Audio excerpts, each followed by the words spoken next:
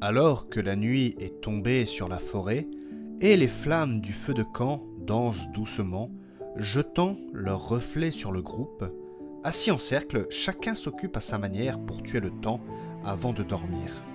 Mélusine, concentrée comme toujours, est plongée dans la réparation de sa main mécanique, resserrant des vis et ajustant les engrenages avec une précision presque artistique.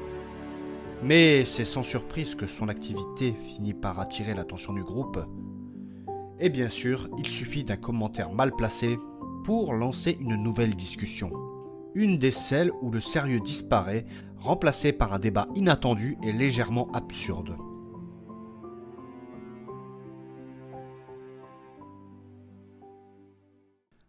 Avant de plonger dans cet épisode, voici une petite parenthèse.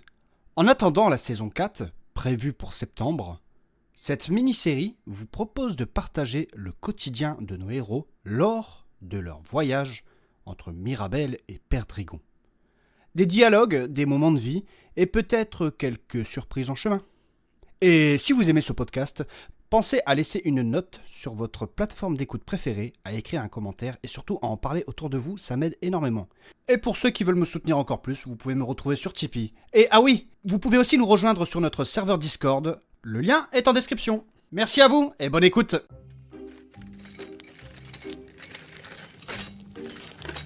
Bah alors, qu'est-ce que t'es en train de faire, Mélusine? Je suis juste en train de réparer ma main mécanique. Ah, d'accord. Oui, c'est de la mécanique fine. Elle a besoin de pas mal d'entretien. Tu n'as jamais pensé à la remplacer par un crochet ou juste une lame? Non, ça serait dommage. En plus, moi j'aime bien les multifonctions et tout.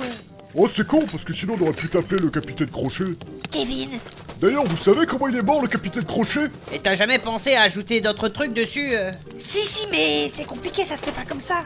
En se grattant les couilles! Ta gueule, l'affreux! Non, mais genre, tu pourrais pas y ajouter un petit pistolet ou quoi? Tu sais, avec une seule balle, ça pourrait se faire, non? J'y ai pensé, mais c'est trop compliqué. En plus, ça mettrait de la poudre noire partout et ça abîme les engrenages. Ça va tout faire rouiller. Ce qui donnerait une orange mécanique. Et t'as jamais cherché à l'améliorer plus que ça? Si, bien sûr, mais c'est compliqué. Déjà, il y a la lame secrète, le dispositif de crochetage. Maintenant, il y a mon bouclier qui se déploie sur l'avant-bras. Ouais, c'est vrai. Si j'y ajoute quelque chose d'autre, ça va encore complexifier le mécanisme. Ouais. Et surtout, si j'ajoute quelque chose, il faut que ce soit utile. Pas un gadget ou une connerie comme on peut voir des fois. Ouais, comme ton fameux lance-patate que t'avais fait, Kevin, hein? De quoi? Un lance-patate? C'est un truc qui met des pains? Mais non, monsieur! C'était le patator! Oula! Et ce n'était pas inutile. C'était une idée sur laquelle j'avais bossé pour disperser les foules. Qu'est-ce que c'est que cette connerie encore? C'est le patator, un fusil à patate qui disperse les foules. Pour disperser les foules, rien de mieux qu'un bon fléau à deux mains que tu fais tournicoter. Rien à voir, je l'avais inventé pour les forces de l'ordre, comme ça ils avaient des armes non létales. Quoi? Une arme non létale? Y'a quelque chose qui va pas là. C'est deux mots qui vont pas ensemble. Là, il y en a 3, Rox. Bah ce truc là, ça balançait des patates à la place des balles. Et ça t'assommait net. C'était dangereux, Kevin. Mais non. En plus c'était écolo. Quand j'avais présenté ça, les CRS ils étaient contents, hein. Un CRS? Oui, un camion rempli de singes. De quoi? Non, c'est la compagnie répressive de sécurité, c'est tout. C'est ce qui sert au maintien d'ordre. C'est nécessaire, Rox. Ouais, avec un fléau d'armes, c'est bien aussi. Ouais, c'était violent ton truc quand même, j'imagine pas sur les foules. Je pense qu'en pleine gueule, ça aurait pu tuer quand même. Et finalement, pourquoi ils l'ont pas accepté ton truc Bon, pour rien, c'était l'histoire d'un mec, soi-disant, qui avait perdu un œil, et puis... En même temps, il fallait pas qu'il foute la merde. Rox, ça reste des civils quand même, hein. Ouais, bah c'est pareil. Et on ne peut pas risquer d'abîmer des civils, encore moins de les tuer. Mais ça aurait jamais pu tuer quelqu'un, ça. Ouais, toi tu dis ça parce que t'as ton gras pour absorber. Je te l'ai déjà dit, je suis pas gras. C'est un avantage évolutif, monsieur. En tout cas, ton patator, ça me rappelle mon séjour chez les nains. Ah ouais? Il y en avait un qui avait inventé une arme complètement débile lui aussi. Débile? Ah bah merci, tiens. Et c'était quoi l'arme? Un marteau réversible. Un marteau quoi? Un marteau réversible. Le but de cette arme était que la tête pivotait au moindre impact. C'était pour pouvoir enchaîner des coups plus rapidement. Ah ouais? Ça a l'air excellent sur le poignet. Le papier, Rox. Excellent, excellent. En vrai, c'était pas aussi pratique que ça. Pourquoi? Bah, c'était pas précis du tout. Et puis ça bougeait tout le temps. Et le gars qui a inventé ça, eh bien, ça lui est revenu dans la gueule. Ah. Et pour tout te dire, une fois que le marteau lui est revenu dans la gueule, eh bien lui, il a fini dans le ventre d'un troll. Ça me fait penser que chez nous, pareil, il y avait un type qui avait inventé la lance élastique. C'est-à-dire? C'était une lance reliée à une corde. Il avait remarqué que dans un combat, on est souvent amené à perdre son arme. Et c'est fatal, ça. Bazooka. Oui, donc le type, il avait relié sa lance à sa main avec une corde, quoi. Ouais, c'est ça. Ouais, c'est pas con, tiens. Si, ça l'est. Ah bon? Un jour, le type, il a tiré trop fort, et pareil, la lance lui est revenue dans le crâne. C'est à en perdre la tête, vos inventions, là. Surtout que le problème est vite résolu, en ayant 2 armes sur soi. Bah oui, et d'ailleurs, cette histoire de lance me fait penser à une autre anecdote chez les nains.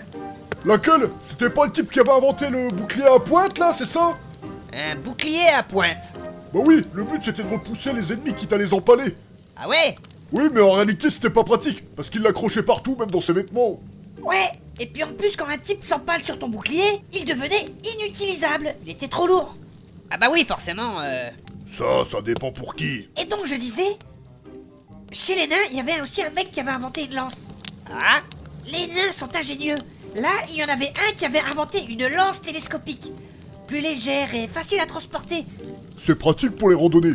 Oui, enfin, jusqu'au jour où il s'est rétracté par accident en voulant la planter dans un ogre. Ah oui, forcément. Je vous laisse deviner comment ça s'est fini. En menu kebab pour ogre. Exactement. Cela dit, les nains ont gardé l'idée de la lance télescopique, mais en version miniature, pour les cure-dents. Oui, forcément, il y a eu un retour d'expérience. Ouais, bah chez nous il y avait un type qui avait fait un arc à double corde. Pour pouvoir tirer 2 flèches en même temps. Ah ouais? Mais c'était pas précis, c'était de la merde. Oui, je me doute, et puis, 2 cordes, il devait y avoir de la tension sur le bois de l'arc. Bah oui, ça a fini par lâcher, et ça lui est revenu dans la gueule. On l'appelait le borgne après. Elisabeth? Et toi, Mélusine, t'as jamais eu d'idée aussi farfelue que ça? Si, 2-3, mais pas aussi débile que ces trucs-là. Ah ouais? Comme quoi? Bah tu sais, en cherchant un moyen d'alléger une hache, comme la tienne, Rox, Ouais. eh bien, j'enlève un maximum de métal à des endroits où ce n'est pas nécessaire. Comme tu sais, sur les épées, il y a un creux au milieu. C'est parce qu'en fait, ça sert à rien, c'est en trop, en fait, ça allège l'épée. Ouais. Et bien, sur les haches, eh bien, on les transperce des fois. Et là, j'avais fait un peu trop de trous, et puis bah, ça a cassé au moindre impact. Il fallait appeler Carglass. Ta gueule. Du coup, elle était utilisable, mais qu'une fois. Ouais, c'est pas pratique ça. Et contrairement aux autres personnes dont on a parlé avant, je n'ai pas été assez conne pour l'essayer en situation réelle. Ah ouais, et t'as fait quoi d'autre comme invention? Bah t'avais pas fait un couteau en céramique aussi? Un couteau en céramique. Oui, j'ai essayé de faire une lame qui ne s'émousse pas. Et en fait, pour ça, il y a le céramique, c'est super. Mais c'est trop fragile au moindre impact. C'est pas pratique pour se battre. Au final, je l'ai fait en couteau de cuisine. Ça, par contre, c'est pas mal du tout. Ouais, c'est très pratique d'ailleurs. Mais ce que t'as fait là, ça porte pas un nom ça? Bah si, je viens de te le dire, un couteau en céramique. Mais non, le fait de découvrir quelque chose par hasard en cherchant autre chose. Si, c'est la sérendipité. Ouais, voilà, c'est ça. Encore un mot qui sonne très gai. Rox, voyons. Bref, tout ça pour dire que les inventions, ce n'est pas toujours une sinécure. Quoi? Non, rien. Bon, moi je retourne sur ma main.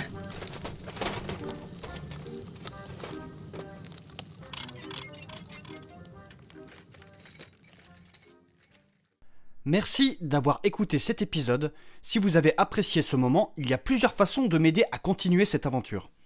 Abonnez-vous à ce podcast sur votre plateforme préférée pour ne manquer en rien des prochains épisodes. Mettez une note et laissez un petit commentaire, cela m'aide énormément à faire connaître le podcast et à le faire grandir. Si vous voulez aller plus loin, vous pouvez me soutenir sur Tipeee, chaque contribution fait une vraie différence. Retrouvez toutes les informations et bonus sur mon site internet, le lien est dans ma description. Et pour ne rien manquer de mes actualités, rejoignez-moi sur Instagram et inscrivez-vous à ma newsletter. Merci pour votre soutien et à très bientôt pour le prochain épisode.